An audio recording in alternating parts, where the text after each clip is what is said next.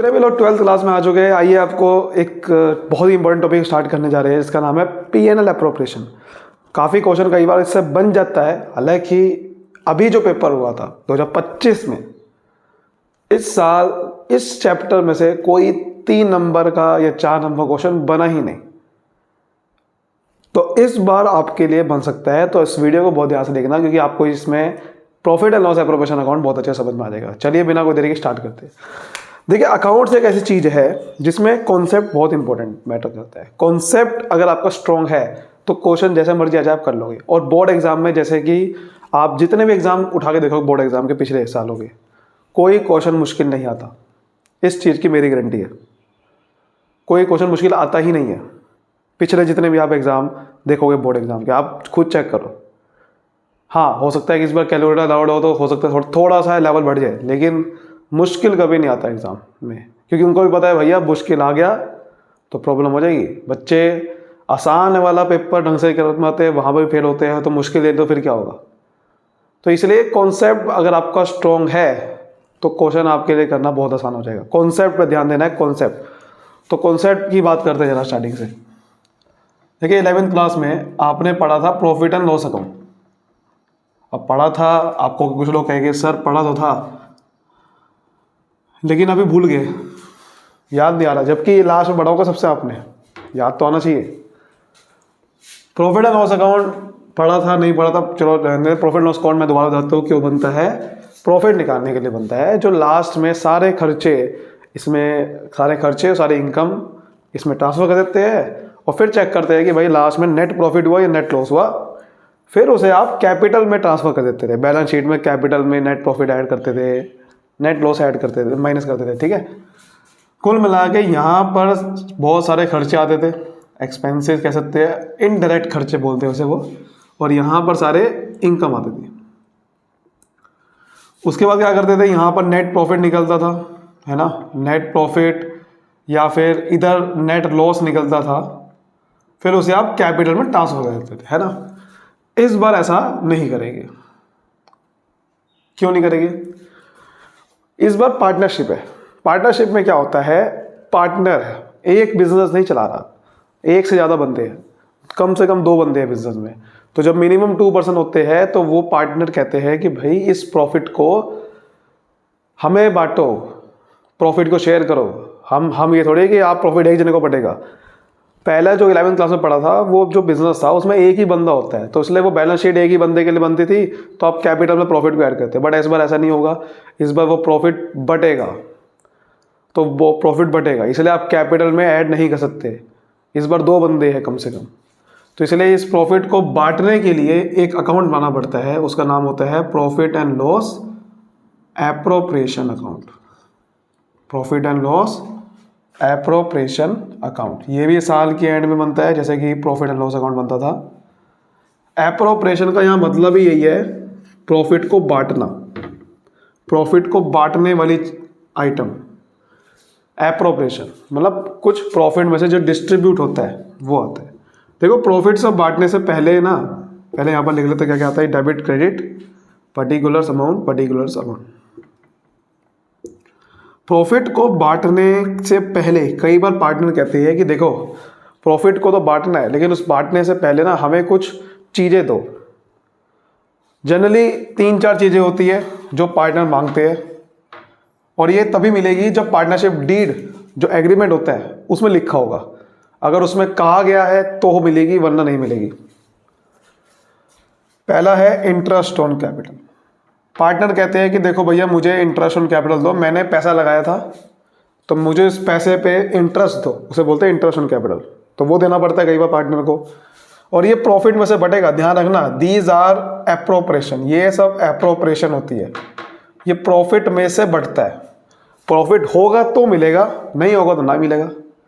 Sir ये क्या है फिर? ये खर्चे है बेटे, ये खर्चे है, इसको चार्ज बोलते हैं, चार्ज अगेंस्ट प्रॉफिट। क्या बोलते हैं? Charge against profit. क्या बोलते हैं? Charge against profit. सर दोबारा रिपीट क्यों कर रहे हो? कि बेटे इससे याद हो जाएगा।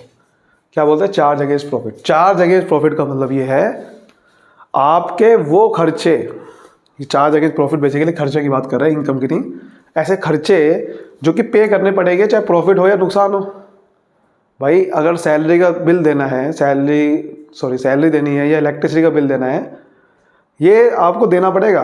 ये ऐसे खर्चे हैं, ये नहीं होगा कि प्रॉफिट हुआ तो खर्चे आप सैलरी से दोगे, प्रॉफिट नहीं हुआ तो आप कहोगे नहीं सैलरी नहीं मिलेगी। ऐसा थोड़ी चलता। सैलरी तो देनी पड़ेगी ना, चाहे प्रॉफिट हो रहा है, कंपनी नुकसान हो रहा है। तो ये प्रॉफिट को निकालने से पहले खर्चे लिखे जाते हैं, बट ये जो अप्रोप्रिएशन है ये प्रॉफिट निकालने के बाद होता है। तो इसलिए प्रॉफिट होगा तो मिलेगा ना, लॉस में थोड़ी दे दोगे इंटरेस्ट ऑन कैपिटल, लेकिन ये लॉस में पे करना पड़ता है। समझ आ गई बात। और क्या मांगता है पार्टनर? देखिए सैलरी मांगता है, सैलरी, ये ध्यान रखना है। सैलरी कौन सी है? पार्टनर की। एम्प्लॉय को सैलरी तो यहाँ दी जाती है, ये खर्चा होता है एम्प्लॉय की सैलरी, बट पार्टनर को तो दी जाता है सैलरी, वो एप्रोप्रिएशन होती है। पार्टनर को कमीशन दी जाती है, ये भी एप्रोप्रिएशन होती है। पार्टनर को बोनस दिया जाता है, ये भी एप्रोप्रिएशन होती है। कई बार पार्टनर कहता है कि भैया इस प्रॉफिट को बचा के रख लो, रिजर्व, ये भी एप्रोप्रिएशन ही है। तो प्रॉफिट में से तो रिजर्व बनेगा ना, तो ये सब एप्रोप्रिएशन है, समझ गए। तो ये प्रॉफिट को बांटने से पहले, मतलब प्रॉफिट को बांटने, जब प्रॉफिट को बांटा जाता है उससे पहले आपको ये सब पार्टनर को चीज़ें अगर मांग रहा है वो देनी पड़ती है। तो जो जो पार्टनर को देना है वो यहाँ लिखेंगे, और जो जो पार्टनर से लेना है, अभी लेना क्या है मैं बताता हूँ, पहले आपको देना क्या क्या है। जो भी पार्टनर को देना वो यहाँ लिखेंगे। तो यहाँ पर क्या लिखेंगे? सबसे पहले इंटरेस्ट ऑन कैपिटल। अगर सीधा प्रॉफिट को बांटना है तो सीधा मैं क्या लिखूंगा? 2 सीधा बांट दूंगा, लेकिन सीधा नहीं बांटना होता कई बार। तो वैसे प्रॉफिट को बांटने से पहले अगर इंटरेस्ट ऑन कैपिटल मांग रहा है पार्टनर, तो क्या लिखेंगे? 2 इंटरेस्ट ऑन कैपिटल अकाउंट। जैसे मैंने कहा मिनिमम 2 बंदे होते हैं तो दोनों मांगते हैं कई बार, तो दोनों के नाम आ जाएंगे और दोनों को प्लस करके अमाउंट बाहर लिख देंगे। पार्टनर मांगेगा सैलरी, तो यहाँ लिख देंगे उस पार्टनर का नाम 2 पार्टनर सैलरी अकाउंट। जैसे ए सैलरी मांग रहा है तो 2A सैलरी अकाउंट आ जाएगा। पार्टनर मांग रहा है कमीशन, तो यहाँ लिख देंगे 2 पार्टनर्स कमीशन अकाउंट, या फिर बोनस अकाउंट, जो भी कुछ चीज़ मांग रहा है वो। क्लियर है बात यहाँ तक? रिजर्व बना दिया तो रिजर्व का नाम लिख देंगे। क्लियर है यहाँ तक? सर इस प्रॉफिट को ट्रांसफर कहाँ करना होता है? देखिए अगर कोई भी प्रॉफिट होगा तो यहाँ ट्रांसफर होगा, लॉस होगा तो इधर होगा। जनरली प्रॉफिट में ही बटेगा, जैसे मैंने बताया ये सब चीज़ें मिलेगी कब? जब प्रॉफिट होगा। तो प्रॉफिट को यहाँ ट्रांसफर करना है। यहाँ अकाउंट का नाम लिखिए, कौन सा अकाउंट से आ रहा प्रॉफिट आ रहा है? प्रॉफिट एंड लॉस अकाउंट से। तो यहाँ लिखिएगा by profit and loss account net profit. Net profit है ये, यहाँ पर आएगा। तो पहले प्रॉफिट ट्रांसफर होगा, फिर उसमें से ये चीज़ें बांटी जाएगी, फिर लास्ट में प्रॉफिट को बांटा जाएगा, जो बचा हुआ प्रॉफिट होगा। ठीक है। अब पार्टनर से लिया क्या जाता है? यहाँ तो लिखा जाएगा जो दिया जाता है। लिया एक चीज़ आती है, उसका नाम है इंटरेस्ट ऑन ड्राइंग। ये कोई एप्रोप्रिएशन नहीं है, ये पार्टनर से ली जाती है। तो जो ली जाती है वही तो लिखेंगे bye interest on drawing account. ये प्रॉफिट को बढ़ा देती है हमारे, ये प्रॉफिट को बढ़ा देती है। तो क्या interest on drawing account, drawing जो करता है पार्टनर, जो बिजनेस से पैसा निकाल लेते हैं, उसके ऊपर जो इंटरेस्ट चार्ज करते हैं उससे चार्ज करते हैं। तो जो भी पार्टनर का नाम आ जाएगा उनका नाम लिखेंगे और यहाँ पर आ जाएगा। तो जो इंटरेस्ट ऑन ड्राइंग है ये प्रॉफिट पे डिपेंड नहीं करती। प्रॉफिट हो या नुकसान हो, इंटरेस्ट ऑन ड्राइंग तो ले सकता हो, लेकिन ये सब चीज़ें तभी आएगी जब प्रॉफिट होगा। प्रॉफिट ही नहीं होगा तो इंटरेस्ट ऑन कैपिटल मिलेगा ही नहीं, सैलरी मिलेगी नहीं। लेकिन इंटरेस्ट ऑन ड्राइंग देते मिलेगा थोड़ी, ये तो पार्टनर देगा। मतलब इंटरेस्ट ऑन ड्राइंग जो है वो तो पार्टनर से हम लेते हैं, ये पार्टनर को देते हैं। तो ये सब तब देंगे जब प्रॉफिट होगा। लेकिन ये इंटरेस्ट ऑन ड्राइंग ले सकते हैं even in case of loss. अगर लॉस भी होगा तो इंटरेस्ट ऑन ड्राइंग आएगा, लेकिन ये सब चीज़ें नहीं आएगी। फिर लास्ट में जाके जो बचा हुआ प्रॉफिट होगा, मतलब इस प्रॉफिट में से सब चीज़ें देने के बाद जो बचेगा उसको बांट देंगे, या लिखेंगे to profit transfer to capital account. मतलब जो कैपिटल में सीधा आप ट्रांसफर करते थे वो कैपिटल में देखो कब ट्रांसफर होगा? इस बार लास्ट में होगा। जो कैपिटल में आप सीधा ट्रांसफर कर देते थे वो लास्ट में होगा, पार्टनर के नाम आ जाएंगे और बांट देंगे। जो प्रॉफिट को बांटा जाता है उसको बोलते हैं डिविजिबल प्रॉफिट। क्या बोलते हैं? Divisible profit. यानी कि जो प्रॉफिट बच गया लास्ट में सब कुछ देने के बाद, उसको बोलते हैं फिर डिविजिबल प्रॉफिट, वो जो बांटने के लिए होता है। तो ये इंटरेस्ट, ये है profit and loss appropriation account का तरीका। आपको उम्मीद करता हूँ ये चीज़ें समझ में आई होगी यहाँ तक। पहले इतनी ये कॉन्सेप्ट है, ठीक है, ये बेसिक कॉन्सेप्ट्स है जो कि बहुत काम आते हैं।